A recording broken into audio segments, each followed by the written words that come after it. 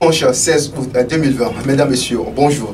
Bienvenue sur l'œil d'Abras Média. Voici les titres de l'actualité. La proclamation des résultats du bac sur toute l'étendue du territoire ivoirien. Plus d'informations dans notre édition. Des manifestations de jeunes sur ces 2 derniers jours sur toute l'étendue du territoire ivoirien. Vous aurez plus d'informations dans notre édition. Et terminé notre flash d'informations avec la FIFA, Fédération ivoirienne de football, qui organise une assemblée générale extraordinaire le 29 août 2020. Encore une fois, merci de nous suivre sur l'œil d'Abras Média. Parlons toujours de politique, des manifestations populaires. L'opposition et les membres de société civile avaient appelé à manifester le jeudi, alors que les autorités avaient interdit tout rassemblement pour non-respect de procédures non appropriées. Cette journée du jeudi, néanmoins marquée par plusieurs troubles dans les différentes villes de l'intérieur du pays et certaines communes du district d'Abidjan. Notons que même si l'accalmie est revenue, cette journée a enregistré quelques pertes en vie humaine et quelques destructions des bâtiments, des commissariats et des véhicules qui ont été brûlés, des bus de Sotra. Parlons à présent d'économie. Le ministre du Commerce et de l'Industrie, Souleymane Diarra a visité des entreprises en zone industrielle de Bonois le mercredi 12 août dernier. Cette visite du ministre a consisté à aller constater les conditions dans lesquelles les opérateurs économiques travaillent, mais aussi pour apprécier la réalité de la consommation des matières premières agricoles produites en Côte d'Ivoire.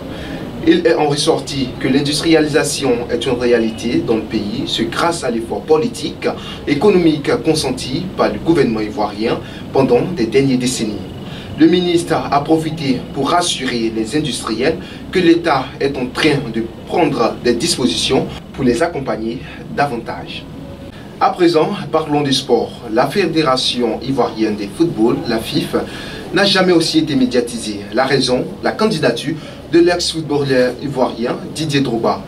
N'ayant pas décidé de briguer un autre mandat, le président Sidi Diallo a mis sur pied une commission électorale présidée par l'ex-ministre René Dibi.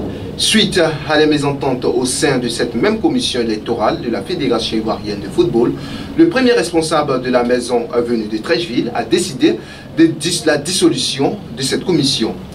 Une assemblée générale extraordinaire a été convoquée par les comités d'urgence du comité exécutif à la date du 29 août 2020 à Abidjan en vue de soumettre la situation à l'Assemblée et les membres actifs de la FIF. Rappelons qu'il y a 4 candidats en concurrence: Didier Drogba, Sori Diabaté, Idrissa Diallo et Kofi Paul et Kouadio. 12 août 2019, 12 août 2020. Un an, jour pour jour, que le Burissama, Didier Arafat, le père de la Chine, nous a lâchés. En son vrai nom, Ouan-Ange Didier, star du coupé décalé, décédé dans un accident de moto à 33 ans à Abidjan, plus précisément à Cocody-en-Gré. Meilleur artiste africain du Cora Music Award, meilleur artiste de l'année aux awards du coupé décalé en 2016 et en 2017, Didier Arafat a été célébré partout en Afrique et dans le monde. Restons toujours dans la dynamique du showbiz ivoirien en Côte d'Ivoire. L'artiste du coupé décalé Eskeli, après avoir injurié le président de la République et le Premier ministre,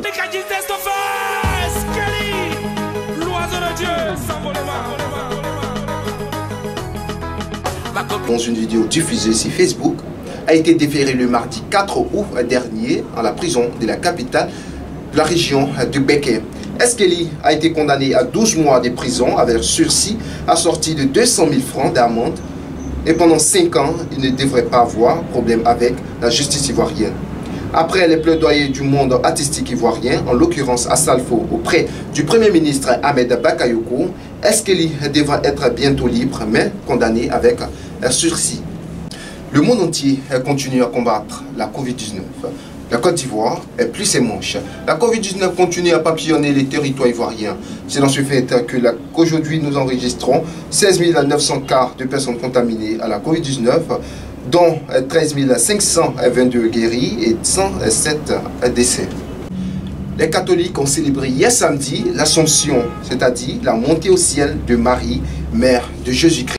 L'Assomption, la grande signification de l'Assomption est que la victoire de Dieu sur le mal est totale. Et Marie en est un exemple extraordinaire. C'est sur ces mots que nous allons terminer notre journal. Merci de nous avoir suivis. On se retrouve très prochainement pour une nouvelle édition. D'ici là, portez-vous bien. Toute l'information, c'est sur l'œil d'Abras Média.